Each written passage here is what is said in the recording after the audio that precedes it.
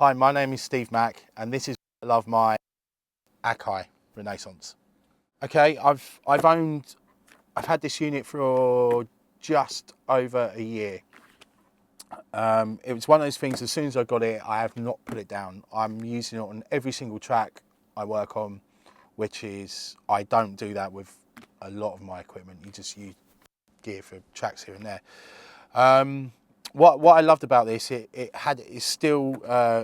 got the feel of the original MPC, and it's got the sound, but it's in the box. I can't live without this now. It's basically given me my sound back where I used to work outside the box in the MIDI days, and I love it. It's just basically sampling records.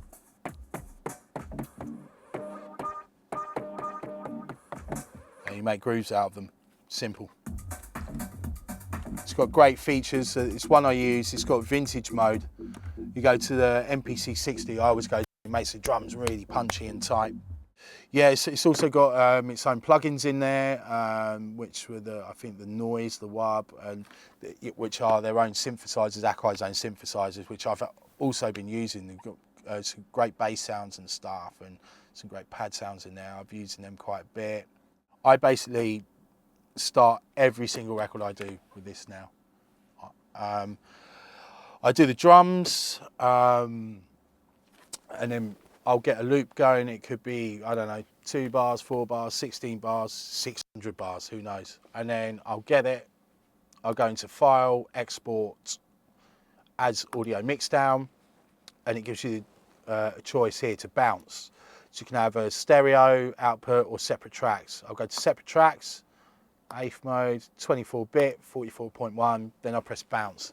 You set up a folder on your desktop, it bounces all the tracks and everything you've done, even the synth parts, into it within 2 seconds, and they're on the folder. Then I'll basically get that folder and drop them into Logic, and then I've got all my drum parts with the hassle of running the machine.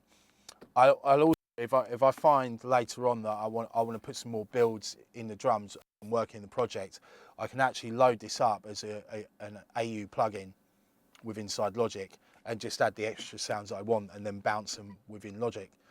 But I usually just start with this, just to get my sort of rhythms and grooves and ideas going. It's a great tool for getting ideas. I really love it.